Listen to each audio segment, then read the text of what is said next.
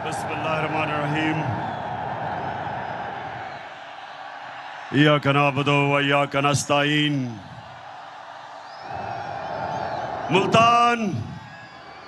मुल्तान आपका दिल से शुक्रिया अदा करता हूं। बहुत बहुत शुक्रिया शानदार इस्तकबाल का। मैं खास तौर पे जिस तादाद में मेरी मुल्तान की बहनें निकली हैं, मैं खराज तहसीन पेश करता हूं उनको। मेरे पाकिस्तानियों, कभी भी दुनिया में कोई इनकलाब कामयाब नहीं होता जब तक उस कौम के नौजवान और उस कौम की ख्वातीन इनकलाब में शिरकत नहीं करती।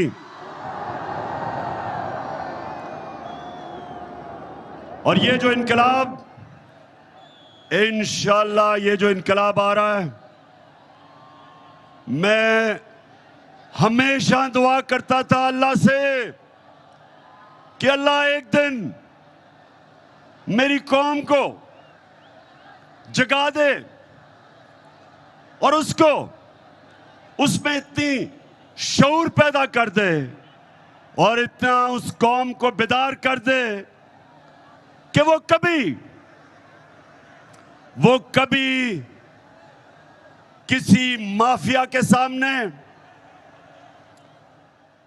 चोर और डाकुओं के सामने या किसी सुपर पावर के सामने अपना सर झुकाएं। तो अल्लाह ने मेरी दुआ पूरी कर दी इस उम्र में।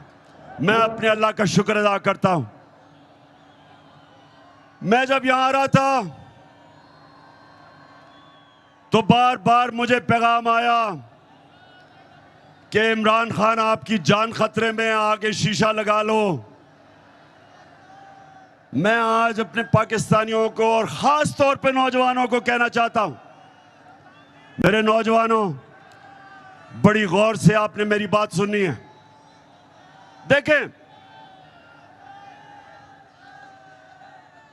देखें, कुरान की एक आयत है, अल्लाह कहता है जो लोग ईमान ले आए अल्लाह उनके खौफ दूर कर देता है। मेरे पाकिस्तानियों, ये याद रखें और मैं अपने नौजवानों को खास तौर पे कहना चाहता हूं, खौफ, मरने का खौफ, जिल्लत का खौफ, अपनी रिस्क या नौकरी जाने का खौफ, ये एक बड़े इंसान को एक छोटा सा इंसान बना देता है।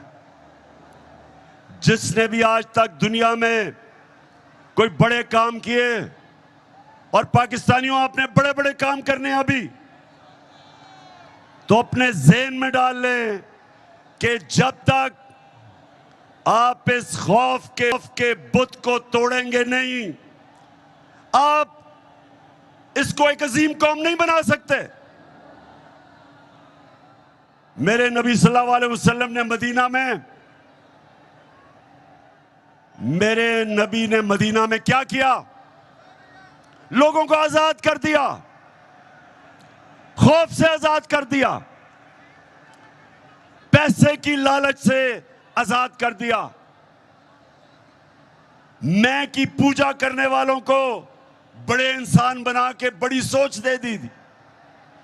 और वही लोग जिनकी हैसियत नहीं थी, दुनिया की उन्होंने इमामत की। मुल्तान, ये गौर से सुन लो, आज तक कोई बड़ा बिजनेसमैन नहीं बना जो नुकसान से डरता हो।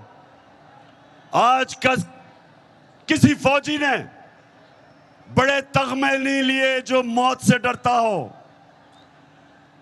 क्रिकेटर भी, जो क्रिकेटर हारने से डरता है उसे जीतना नहीं आता। जिस बैट्समैन को तेज बॉलर से गेंद लगने का खौफ होता है वो बड़ा बैट्समैन नहीं बनता। जिस दुनिया के पहले इंसान ने दुनिया के सबसे बड़े पहाड़ के ऊपर चला था, माउंट एवरेस्ट के ऊपर। जब एक एडमंड हिलरी चला था, तो उससे पहले जिन्होंने भी कोशिश की थी उस पहाड़ पे चढ़ने की, या वो मर गए थे और या वो फेल हो गए थे। तो जब पहले इंसान ने सबसे ऊंचे पहाड़ पे चढ़ा, तो अपने खौफ के ऊपर काबू पाया। तो मैं आज अपनी कौम को कहना चाहता हूं कि ये जो हमें करप्ट और बुज़दिल हुक्मरानों ने खौफ दिलवाया हुआ है कि जब तक आप अमेरिका के जूते पॉलिश नहीं करेंगे, आप आगे नहीं बढ़ सकते।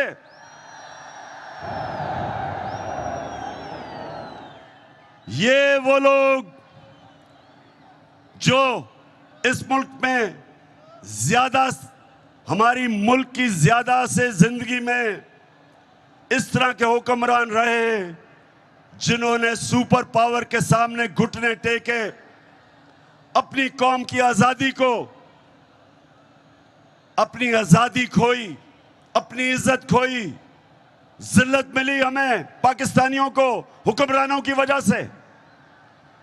तो मैं आज वो पाकिस्तानी जो पाकिस्तान के साथ बड़ा हुआ था, मुझे हमेशा इस चीज की तकलीफ होती थी कि हम अजीम लोग हैं, लेकिन ऊपर ऐसे हुक्मरान हैं जिन्होंने इस कौम को एक अजीम कौम नहीं बनने दिया। तो मैंने ये अल्लाह से कहा था कि अल्लाह, जब भी मुझे मौका मिले, जब भी तू मुझे मौका देगा, सबसे पहले मैं अपनी कौम की अजमत को उठाऊंगा, उसकी इज्जत को ऊपर करूंगा, कभी अपनी कौम को किसी के सामने नहीं झुकने दूंगा।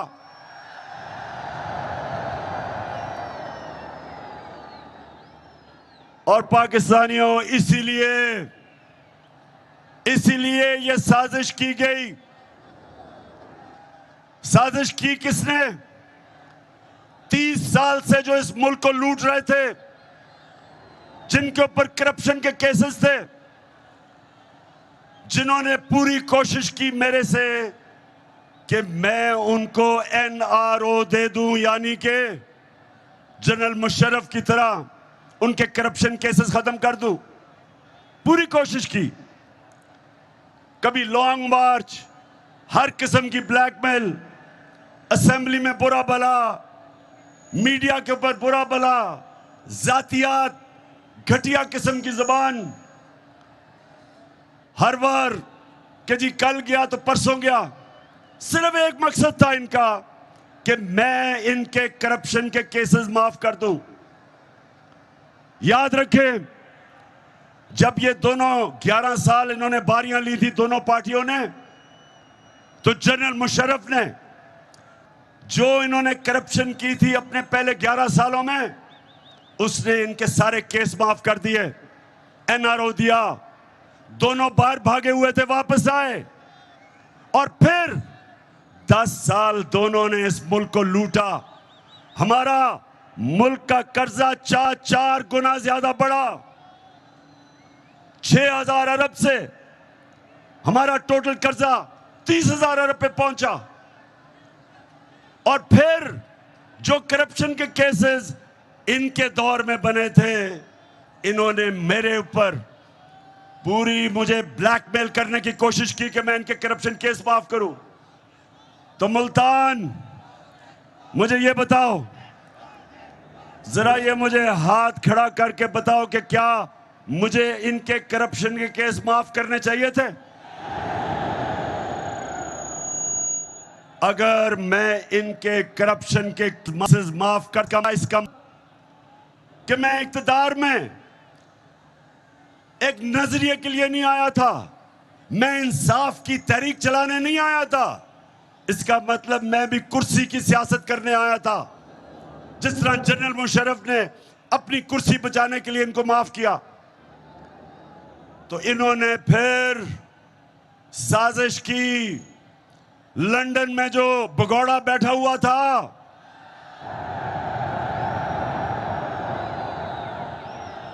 वैसे नून लीग वालों, नून लीग वालों मुझे एक जवाब दे दो।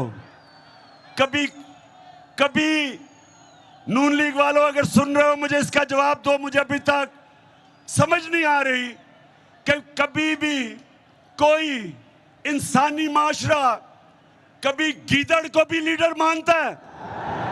तो नून लीग वालों अगर सुन रहे हो तो खुदा के वास्ते मुझे जवाब दो, कभी गीदड़ लीडर बन सकता है? पहले मुशर्रफ का दौर, मुशर्रफ ने जब इसको जेल में डाला तो आसिफ जरदारी ने कहा कि अटक जेल में। अब ये आसिफ जरदारी इत्तेहादी है इसकी स्टेटमेंट थी कि अटक में जो जेल में नवाज शरीफ था वहां टिश्यू पेपर खत्म हो गया इसके आंसुओं से, रो रो के मिन्नतें करी कि मुझे बाहर भेज दो। और मुशर्रफ ने इतना जुल्म किया, इसके करप्शन केसेस रोक के इसको बाहर भेज दिया। बाहर जाके झूठ बोला कि कोई मुआहदा करके नहीं आया। वो फिर मुआहदा सामने आ गया 8 साल के बाद। शर्म भी नहीं आई, शर्म भी नहीं आई झूठ बोल के। इस बारी फिर झूठ बोल के, ड्रामा करके, मैं जी बहुत बीमार हूं, हमें बताया गया कि ये तो शायद जहाज पे भी ना बैठ सके, इतना बीमार है। हमारी वजीर शीरीन मजारी, उसने जब बीमारियों का सुना वो रोना शुरू हो गई कैबिनेट में कि जी बेचारे को जाने दें, देखें ना इसका हाल, देखें शक्ल, देखें इसकी। कई बेचारी बूढ़ी ख्वातीन ने जब जिस तरह की वो शक्ल बनाता है रोने वाली, उन्होंने भी कहा जी देखें खुदा के वास्ते इसको जाने दे। वो चला गया बाहर। जैसे ही जहाज पे चढ़ा एक नया नवाज शरीफ आ गया, बीमारी खत्म। ऐसे सीढ़ियों पे चढ़ा कि ऐसे लग रहा था कि ओलंपिक्स के लिए ट्रेनिंग करने के लिए है। और जैसे ही लंदन की हवा लगी तो उसके बाद नवाज शरीफ वहां बैठ के एक सियासतदान बन गया। तो मैं नून लीग वालों तुम्हारे से आज पूछता हूं, खुदा के वास्ते मुझे समझा दो कि एक झूठा आदमी अदालत ने जिसको सजा दी हुई हो, जो अरबों रुपए के घरों में रहता हो, जिसके बेटे कहें कि हम अरबों रुपए के घर में रहते हैं लेकिन हम जवाब दे इसलिए नहीं कि हम पाकिस्तान के शहरी नहीं हैं। कैसे नून वालों आप इस आदमी के पीछे चल सकते हो? कैसे चल सकते हो? और फिर यहां बैठा था छोटा भाई चेरी ब्लॉसम। तो छोटा भाई लाहौर हाई कोर्ट में गया और कहता कि मैं गारंटी करता हूं एफिडेविट पे कि ये वापस आ जाएगा। शहबाज शरीफ तुम्हें तो उसी के ऊपर सजा देनी चाहिए। अदालत में आपने झूठा एफिडेविट दिया। फिर ये यहां बैठा, उसने उधर से साजिश की, साथ मिल गया आसिफ जरदारी। ऊपर से जो आप सब जानते हैं कौन मिला इनके साथ, और कौन?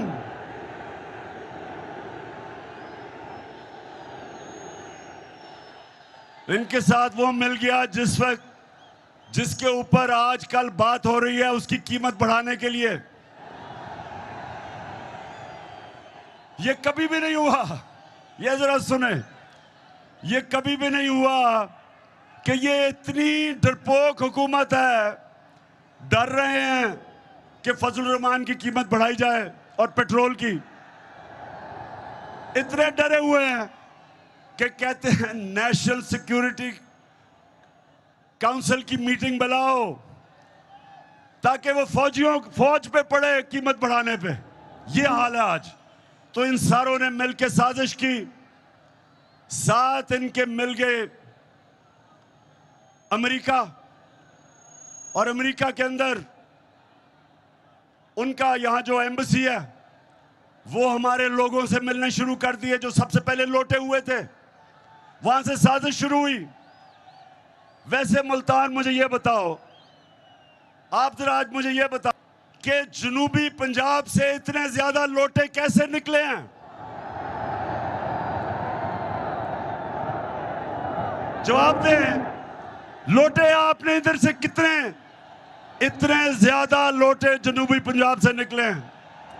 और आज हम अल्लाह का शुक्र अदा करते हैं कि सबको डिस्क्वालीफाई हो गए।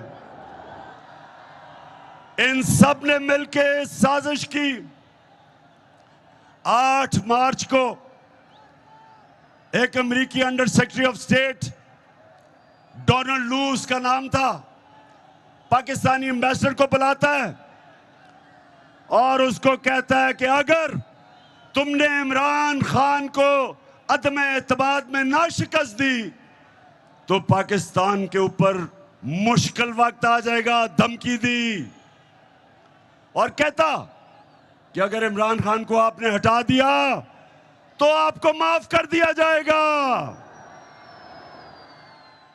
मेरे मुल्तान के लोगों, क्या आपको अमेरिकनों से माफी की जरूरत है? इस कौम को इसलिए किसी से माफी की जरूरत नहीं कि खुददार कौम है, लेकिन जो इस मुल्क में हमारी बदकिस्मती से अशरफिया है, वो डर गए और उन्होंने पूरी शिरकत की।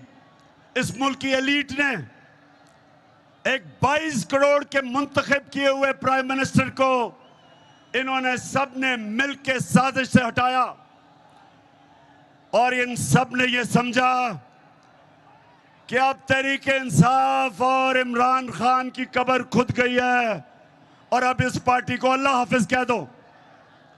लेकिन कुरान में अल्लाह कहता है कि एक प्लान इंसान बनाता है और दूसरा प्लान अल्लाह बनाता है और कामयाब सिर्फ एक होता है।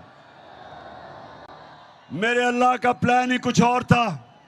उसने बजाय तहरीक इंसाफ को इन्होंने जो दफन करने की कोशिश की, उसने सारी मेरी पाकिस्तानी कौम को जगा दिया, कौम को बिदा दिया। और वो पाकिस्तानियों, आप जो शिरकत कर रहे हैं, ये आज याद रख लें कि ये पाकिस्तान की तारीख का सबसे बड़ा इनकलाब आ रहा है। अब ये जो माफियाज बैठे हुए ऊपर 30 साल से इस मुल्क को लूट रहे थे, 30 साल से जो कब्जा करके बैठे हुए हैं, अब इनकी कब्रें खुद रही हैं। इनका वक्त है कि हमेशा के लिए इस मुल्क की सियासत जो 2 खानदानों ने, बल्कि और भी डीजल के भी खानदान ने जिन्होंने कब्जा किया हुआ था, इन सब का वक्त खत्म हो गया। ये कौम आज जाग उठी है, कौम जाग गई है और इंशाअल्लाह इस्लामाबाद में ये जो अवाम का समुंदर आने वाला है। मुल्तान, आप तैयार हो इस्लामाबाद के लिए?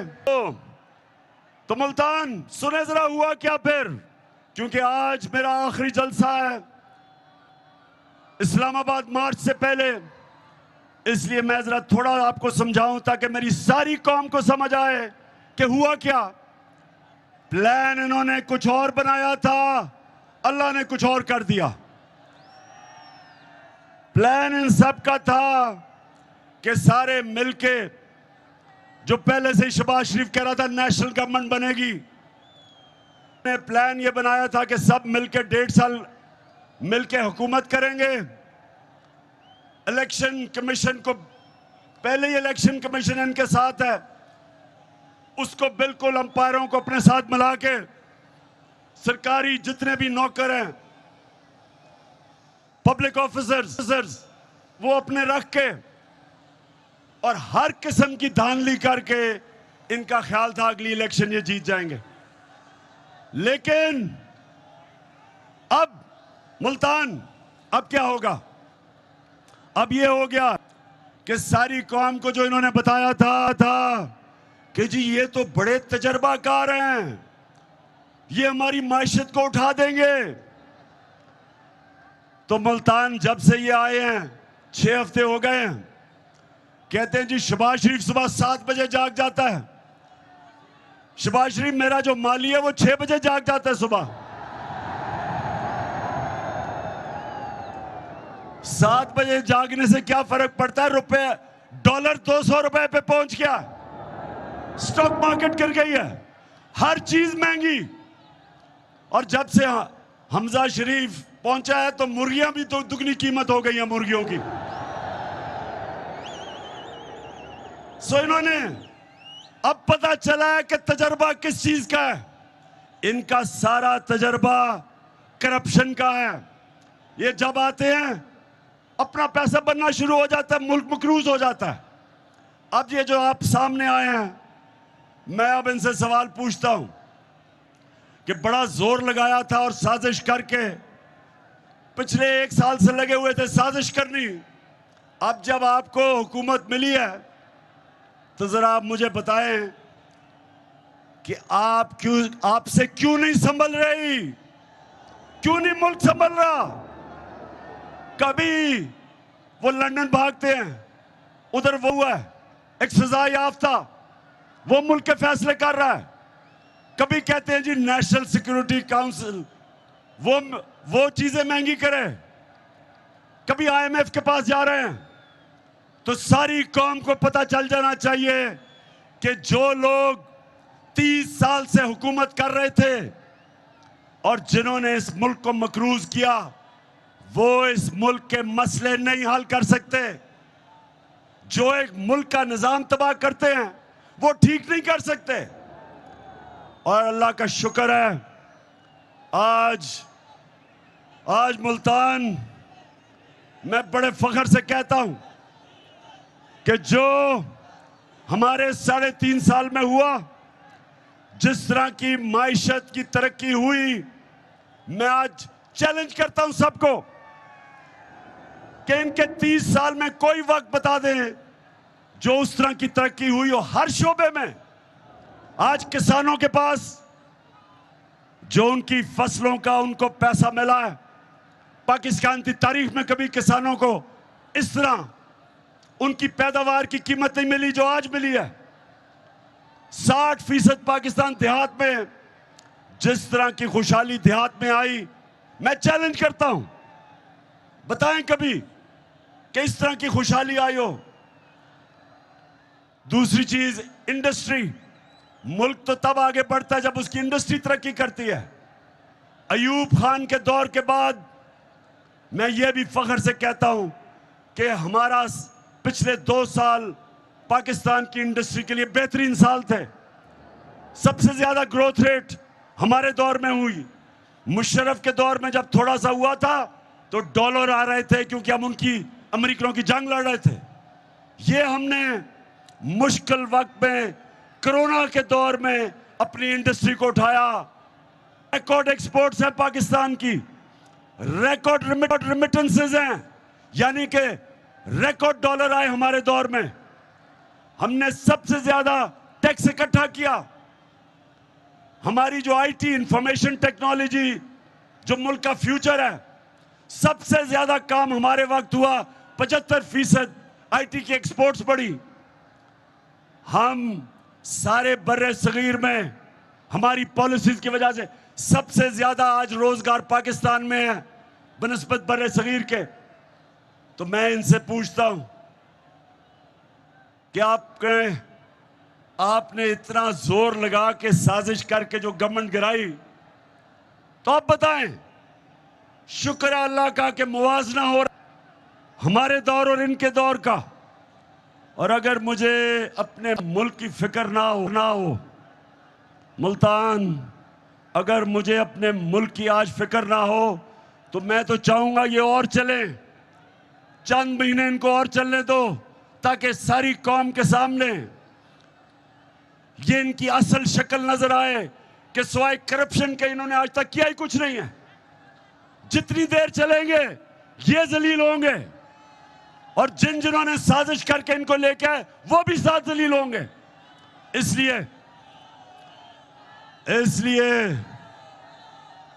इसलिए इनको चलने तो देना चाहिए, लेकिन मुल्क का दिवालिया निकल रहा है। जिस तरह रुपया गिर रहा है, और अभी रुपए गिरने की वजह से जो महंगाई आने वाली है, सारी चीजें महंगी होने वाली हैं, क्योंकि जब रुपया गिरता है सारी जो चीजें आप इंपोर्ट करते हैं सब महंगी हो जाती है, जिसमें तेल, बिजली, घी, जो चीजें, दालें जो बाहर से आप मंगवाते हैं वो महंगी होने वाली है। तो हमें तो, अगर हम सियासत का सोच रहे हैं तो हम तो चाहिए चले, लेकिन हम पाकिस्तान का सोच रहे हैं और हमें पता है कि जितनी देर ये चलेंगे ये मुल्क को उधर धकेल देंगे जिधर यहां वो श्रीलंका वाला हाल होगा। आज श्रीलंका में देखें क्या हाल है, उधर लेके जा रहे हैं। इसलिए आज मैं यहां मुल्तान से डिमांड करता हूं कि जल्दी से जल्दी इलेक्शन की डेट दो और असेंबलियों को डिसॉल्व करो। मुल्तान, मुझे किसी सोशल मीडिया पे किसी ने मुझे तकरीर भेजी, वो मरियम कहीं तकरीर कर रही थी कल। अब उस तकरीर जो मुझे भेजी सोशल मीडिया पे, उसमें उसने इतनी दफा और इस जज्बे से और इस जुनून से मेरा नाम लिया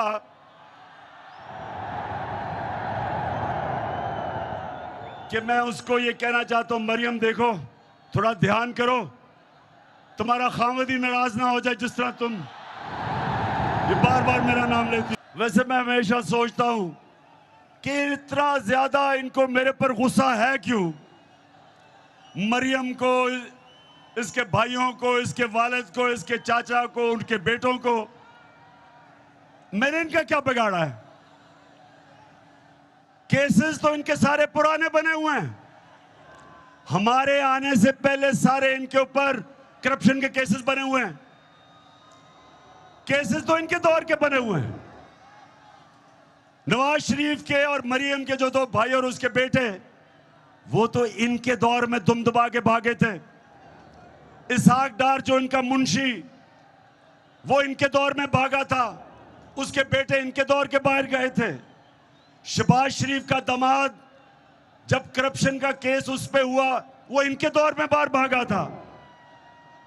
तो स्वाय शहबाज शरीफ के मकसूद चपड़ासी केस के, बाकी तो सारे पुराने केस हैं।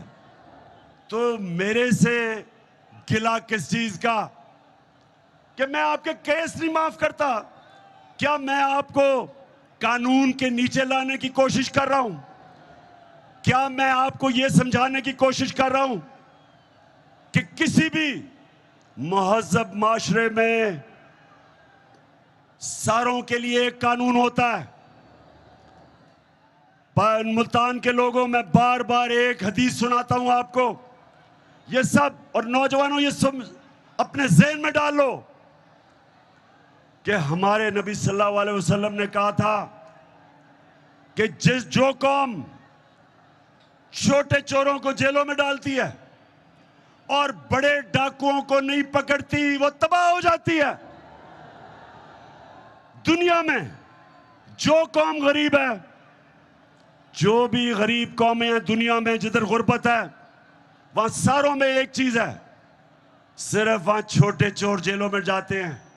बड़े डाकुओं को उनका इंसाफ का निजाम नहीं पकड़ सकता। आज तक हमारा अलमिया ये है कि हमारे बड़े बड़े डाकू ईवानों में चले जाते हैं और बेचारे छोटे चोर जेल में जाते हैं। जब मैं जनरल मुशर्रफ के दौर में अपनी आज़ाद अदलिया के लिए जब मैं तहरीक में शामिल हुआ और मुझे जेल में डाला, 8 दिन मैंने जेल में गुजारे। यकीन करो मेरे मुल्तान के शहरियों, वहां कोई मुझे ताकतवर डाकू नहीं नजर आया, सिर्फ बेचारे छोटे छोटे चोर नजर आए। जिसको 6 महीने रहना चाहिए था जेल में, वो 6 साल जेल में रह रहा था। और जब मैं नेशनल असेंबली में जाता था तो मुझे बड़े बड़े मुजरिम नजर आते थे, वहां डाकू नजर आते थे। और यह वजह है कि एक स्विट्जरलैंड जैसा मुल्क जिसके पास कोई वसाइल नहीं है, दुनिया का अमीर तरीन मुल्क है, क्योंकि उस स्विट्जरलैंड की खासियत यह है कि ताकतवर से ताकतवर डाकू, उनका इंसाफ का निजाम उनको जेलों में डालता है और तब ये एक माशरा ऊपर जाता है। मेरे नबी ने कहा था कि मेरी बेटी भी अगर जुर्म करेगी उसको सजा मिलेगी, कानून से ऊपर कोई नहीं। ये हमारा अलमिया है कि सोचें कि शहबाज शरीफ और इसके बेटे को सजा होनी थी। 24 अरब रुपए के FIA के केसेस, 16 अरब रुपए नौकरों के नाम पे, 16 अरब रुपया, 1 अरब में 100 करोड़ रुपया, 16 अरब रुपए नौकरों के नाम पे लिया। एक मकसूद चपड़ासी जिसकी 15,000 रुपया तनख्वाह, 4.25 अरब रुपया उसके अकाउंट में आता है और वो पकड़ा जाना था, उसको सजा होनी थी। जब सजा होनी थी तो तब ही जिन्होंने साजिश की उन्होंने पकड़ के उसको मुल्क का वजीर आजम बना दिया और वो छोटे को पंजाब का चीफ मिनिस्टर बना दिया। अब मुझे ये बता, मुल्तान के लोगों, मुझे ये बताओ कि क्या अल्लाह की बरकत उस मुल्क पे आ सकती है जिसमें बेचारे गरीब लोग, बेरोजगारी है, महंगाई है, बच्चे भूखे हैं, वो बेचारे मोटरसाइकिल चोरी करता है, साइकिल करता है, भैंस करता है, वो तो जेल में चला जाता है। तो जो अरबों रुपया मुल्क का चोरी करता है, अरबों रुपया चोरी करता है, उसको मुल्क का प्राइम मिनिस्टर और उसके बेटे को चीफ मिनिस्टर, वो मुल्क का कोई मुस्तकबिल नहीं है। इसलिए मैं आपके पास आया हूं, इसलिए आपने इस्लामाबाद निकलना है मेरे साथ, इसलिए हमने इनको शिकस्त देनी है ताकि हम अपने मुल्क को उठाएं, इस कौम को वो मुकाम दें जो इसको मिलना चाहिए था। तो मुल्तान के लोगों, आज मेरी आखिरी जलसा है। इस्लामाबाद हकीकी आजादी मार्च से पहले मैं आज आप सबको तैयार करने आया हूं कि अगर हमारी कौम अब नहीं निकलेगी तो 2 गुलामियां करेंगे हम। एक गुलामी अमेरिका की, क्योंकि ये अमेरिका के गुलाम हैं। दूसरी गुलामी डाकुओं की, जो ये 30 साल से मुल्क को लूट रहे हैं। इसलिए फिर से मुझे बताएं कि आप तैयार हैं? बताएं तैयार हैं? तो मैं मुल्तान, मुझे पता है गर्मी है और मुल्तान में तो अल्लाह का गर्मी का खास ही करम है, लेकिन जब इनकलाब आता है तो ना गर्मी, ना सर्दी, ना बारिश। इंसान जब अपने मुल्क की आजादी के लिए खड़ा होता है फिर वो अपनी जान पे खेलता है। और अगर मुझे गर्मी नहीं लगती मेरी उम्र में, तो आप तो सब मेरे से छोटे हैं। मैंने जब मैं हटा प्राइम मिनिस्टर बन के, तो तब मैंने फैसला किया था कि मैं तो अब निकलूंगा सड़कों पे।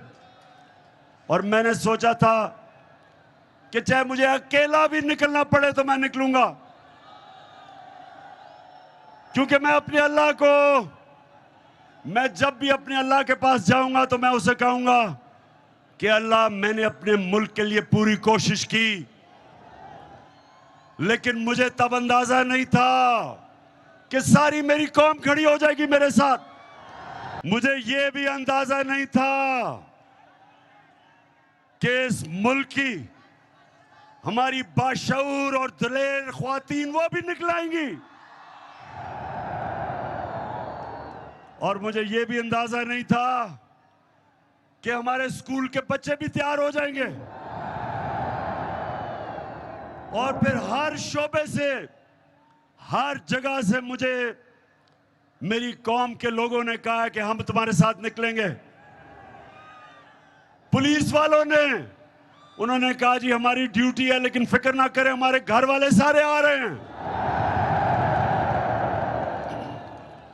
सिविल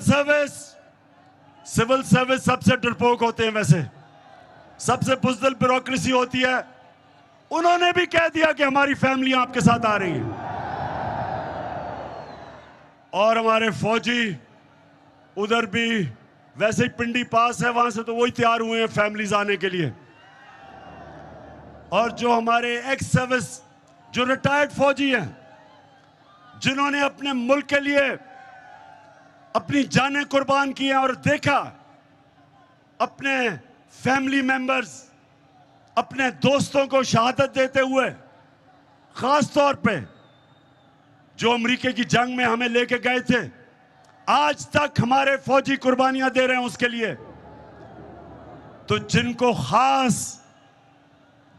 खास एहसास है और जिनको पता है कि आजादी कितनी जरूरी है कौम के लिए, गुलाम कौम की कोई कदर नहीं करता, सिर्फ आजाद कौम की इज्जत होती है। तो जो है हमारे रिटायर्ड फौजी, वो भी सारे तैयार हैं, वो भी आ रहे हैं। और इंशाल्लाह इस्लामाबाद में जो मैं देख रहा हूं, अवाम का समुंदर, वो पाकिस्तान तो छोड़े, मैं समझता हूं दुनिया में कभी इतना बड़ा समुंदर नहीं लोग देखेंगे। ये मुल्तान, ये सियासत से बात ऊपर चली गई है, ये सियासत नहीं है। फिर से ये वो इनकलाब है जो पाकिस्तानियों को अब एक कौम बना रहा है कि कैसे एक छोटे से अमेरिकी अफसर, उसकी क्या जरूरत है कि 22 करोड़ पाकिस्तानियों को धमकी देता है कि अगर तुमने अपने प्राइम मिनिस्टर को ना हटाया तो तुम्हारे से हम बहुत बुरा करेंगे, और अगर हटा दिया तो तुम्हें माफ कर देंगे। बेशरम, तुम्हारी माफी की जरूरत नहीं है। तुम हो कौन? ये, और पाकिस्तानियों याद रखना, आप सब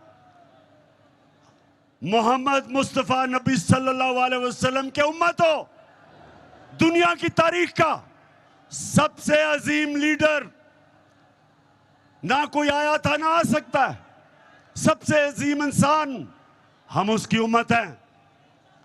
हमें हमारा कलमा हमें कहता है कि कोई नहीं है खुदा सिवाय अल्लाह के, किसी के सामने हम नहीं झुकते। तुम हो कौन अमेरिकी कि हमें धमकियां दे रहे हो? हमें कहते हो कि जी रूस से तुम गंदम नहीं ले सकते, तुम रूस से तेल नहीं ले सकते, जबकि वो 30% कम पे हमें दे रहे हैं। सोचें, 30% कम हम आपको पेट्रोल भी और फजल रहमान भी बेचे और गंदम भी बेचे, लेकिन अमेरिका सरकार कह रहा है कि इजाजत नहीं है। लेकिन हिंदुस्तान, ये सुने, हिंदुस्तान अमेरिका का स्ट्रेटेजिक एलाय है। हिंदुस्तान को उन्होंने कहा जी रूस से तेल ना खरीदो। हिंदुस्तान ने क्या जवाब दिया? हिंदुस्तान ने कहा हम एक आजाद मुल्क हैं, हम रूस से तेल लेंगे क्योंकि हमारे मुल्क में गुर्बत है। हम अपनी अवाम के लिए पॉलिसियां बनाते हैं, अमेरिकी तुम्हारे लिए नहीं बनाते।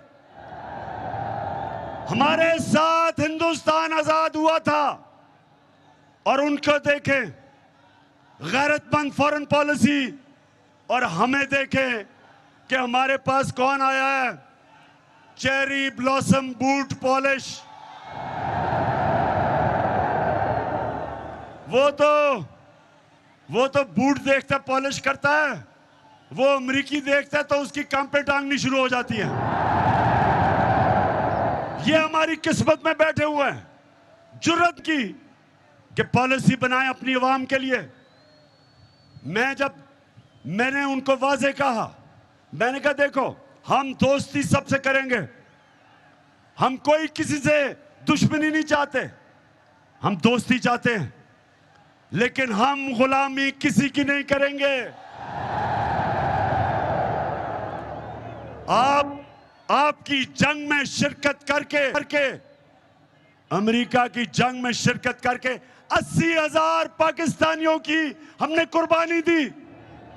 आपने हमारा शुक्रिया भी किया, आपने यह भी कहा कि शुक्रिया पाकिस्तान, हमारी जंग में आपने अपने लोगों को कुर्बान किया। एक दफा नहीं कहा शुक्रिया हमारे। और खास तौर पे मैं आज कहना चाहता हूं, क्योंकि मैं कबायली इलाके को सबसे बेहतरीन आपसे जानता हूं। कबायली इलाका हमारा उजड़ गया, 35 लाख लोगों ने नकल मकानी की, उनके कितने लोग शहीद हुए आपको अंदाजा भी नहीं। ड्रोन अटैक्स हो रहे हैं, उधर से बीच में फंसे हुए हैं बेचारे लोग। सारा हमारा कबायली इलाके के लोग, कोई कराची भाग रहा है, कोई नकल मकानी कर रहा है। स्वात में 40 लाख लोग स्वात से निकले। कोई मुझे बताए क्यों? हमने क्या गलती की थी? क्या हमारा क्या कसूर था कि हमारे 80,000 लोग, हमारे 6,500 फौजियों ने कुर्बानियां दी? तो क्या हमारी गलती थी? हमारी किससे लड़ाई थी? सिर्फ हमारी यह गलती थी कि हमारा जो उस वक्त का सरबराह था, जब उसको धमकी मिली तो उसमें इतनी दिलेरी नहीं थी कि अपने लोगों के लिए खड़ा होता। उसने घुटने टेक दिए, पाकिस्तान को नुकसान करवाया। इसलिए जब उन्होंने मेरे से कहा कि जनाब हमें अफगानिस्तान के लिए यहां बेसिस चाहिए, जब इंटरव्यूअर ने मेरे से पूछा तो मैंने इसलिए उसको एब्सोल्युटली नॉट इसलिए कहा, मैंने इसलिए इनकार किया। मैंने उनको वाजे कर दिया, मैंने कहा हम आपके साथ अमन में हमेशा शिरकत करेंगे, लेकिन आपकी किसी जंग में, पाकिस्तान किसी की जंग में शिरकत नहीं करेगा। क्योंकि मुझे आप 22 करोड़ पाकिस्तानियों ने मुंतखब किया था। मेरा काम है कि आपकी जान और माल की हिफाजत करूं, आपकी बेहतरी का सोचूं। मुझे क्या कि दूसरे कोई और मुल्क की जंग है, हमें कहते जी रूस और यूक्रेन की जंग है तो आप मजम्मत करें। भाई हमारा उस जंग से क्या ताल्लुक है? हम क्यों आपके बीच में पड़े हैं? कश्मीर में जो बेचारे कश्मीरियों से जुल्म हो रहा है, आपने कभी किया हिंदुस्तान से? आपने कभी कहा हिंदुस्तान से कि आप कश्मीरियों पे जुल्म कर रहे हैं? क्यों नहीं आप बोलते? क्योंकि हिंदुस्तान से आपकी दोस्ती है। जो फलस्तीन में जो इस्राइल कर रहा है, जो उन बेचारे लोगों की जमीनें ले रहा है, जो बेचारी अभी एक उनकी सहाफी को दिन दिहाड़े उसे कत्ल किया, क्या कभी अमेरिका में जुर्रत है उसको इस्राइल को मजम्मत करने की? क्या यूरोप को में जुर्रत है? तो हमें क्यों कहते हो कि हम आपकी जंग में शिरकत करें? हम आपके गुलाम हैं। हम क्या हैं? हम आपके कमी हैं। इनको बुरी आदतें पड़ी हुई हैं, पाकिस्तानियों इनको बुरी आदतें कैसे पड़ी कि इनके पास, इनको किससे, एक तरफ था जरदारी और दूसरी तरफ नवाज शरीफ, उन दोनों के पैसे बाहर पड़े हैं। उनके अरबों अरबों डॉलर्स इस मुल्क से बाहर पड़े हैं, उनकी जायदादें बाहर पड़ी हैं। उनको पता है कि जिस वक्त उन्होंने इनको नाराज किया तो इनकी जायदादें वो जब्त कर देंगे। जिस तरह आज वो रूसियों की जायदादें और पैसा रहे हैं, डरे हुए हैं।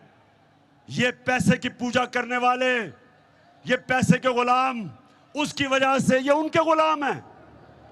400 ड्रोन अटैक हुए पाकिस्तान में। पाकिस्तानियों, ये याद रखो, ये दुनिया की तारीख में इसकी कोई और मिसाल नहीं मिलती कि जंग अमेरिकियों के लिए लड़ रहे हैं और वो पाकिस्तान के ऊपर ड्रोन अटैक कर रहे हैं। 400 ड्रोन अटैक नवाज शरीफ और जरदारी के दौर में। एक दफा इन दोनों बेशर्मों ने एक दफा मजम्मत नहीं की, एक दफा इनमें जुर्रत नहीं थी उनको कहने के लिए कि क्या आप अपने मुल्क में दहशतगर्दों के ऊपर ड्रोन अटैक करेंगे? क्या आप किसी और यूरोपियन मुल्क में ड्रोन अटैक करेंगे? क्या इनमें यह जुर्रत थी बरतानिया से पूछने के लिए कि इस मुल्क का सबसे बड़ा दहशतगर्द अल्ताफ हुसैन लंदन में रहता है, अगर हम उसके ऊपर ड्रोन अटैक करें इजाजत देंगे? नहीं देंगे। वो कहेंगे हमारी अदालतों में आओ, साबित करो कि ये वाकई दहशतगर्द है। जब तक आप नहीं करोगे अदालतों में तो हम आपको कुछ इजाजत नहीं देंगे, हम बल्कि उसको जेल में भी नहीं डालेंगे। तो हमारे मुल्क में 400 ड्रोन अटैक, जब ऊपर से बम फटता था 4000 मील दूर बैठ के कंप्यूटर के ऊपर बटन दबता था और हमारे कबाली इलाके में लोग मर जाते थे। कभी किसी ने पूछा कि क्या वाकई नीचे दहशतगर्द थे? अपने मुल्क में तो कहते हो अदालतों में जाओ, हमारे मुल्क में खुद ही फैसला करते हो कौन दहशतगर्द है, खुद ही कत्ल कर देते हो। सारे इंसानी हकूक के खिलाफ, इंटरनेशनल लॉ के खिलाफ, हर किस्म कानून के खिलाफ आप हमारे लोगों को कत्ल कर रहे थे। और दो मुल्क के सरबरा एक दफा इनके मुंह से ये नहीं निकला कि जी ये आप अगर और दुनिया में किसी मुल्क में नहीं करते तो हमारे मुल्क में क्यों कर रहे हो? हम तो आपकी जंग लड़ रहे हैं। और जो लोग मरते थे ड्रोन अटैक्स पे, वो पाकिस्तानी फौज पे बदला लेते थे, हमारे पे लेते थे। इसलिए मेरे पाकिस्तानियों, हमने इन चोरों को और अमेरिकन के गुलामों को इस मुल्क की किसी सूरत इस मुल्क के सरबराह नहीं रहने देना। अच्छा जी, अब मैंने फैसला करना है कि किस दिन आपको मैंने इस्लामाबाद बुलाना है।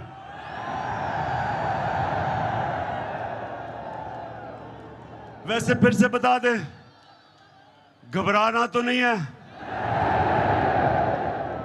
गर्मी तो नहीं, जज्बा जुनून है। तो सुने, हमने क्योंकि आज कोई नई डेवलपमेंट हुई है, लोटों को डिस्क्वालीफाई कर दिया गया।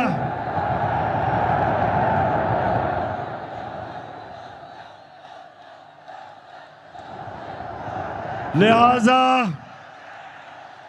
मैंने इतवार को पेशावर में अब अपनी कोर कमेटी को बुलाया है। और आपको भी बता दूं, फैसला अब हमने करना है 25 और 29 मई के बीच में। इंशाअल्लाह परसों मैं आपको वाज़े कर दूंगा ताकि आपको पूरा टाइम मिल जाए, तैयारी का टाइम मिल जाए। तो 25 से लेके 29 तक आपको डेट परसों मिल जाएगी। मैं चाहता हूं आप सब तैयारी करें। ख्वातीन आपने अलहदा तैयारी करनी है, नौजवानों अलहदा करनी है, मुल्तान के लोगों अलहदा करनी है। और इंशाल्लाह अवाम का समुंदर जब आएगा तो हमने सिर्फ एक चीज़ उनसे मांगनी है, एक चीज़ मांगनी है, असेंबली जिस दिन कब डिसॉल्व होगी और इलेक्शन कब अनाउंस करेंगे। मुल्तान की मैं सारी अपने member of parliament, MPs, MNAs, सारे जितने मेरे ऑर्गेनाइजर्स, मैं आज सबको, आपको भी, मैंने आप सबको आज खराज तहसीन पेश करता हूं कि मैंने इतना बड़ा जलसा मैंने कभी मुल्तान की तारीख में नहीं देखा। मुबारक हो आपको। पाकिस्तान जिंदाबाद।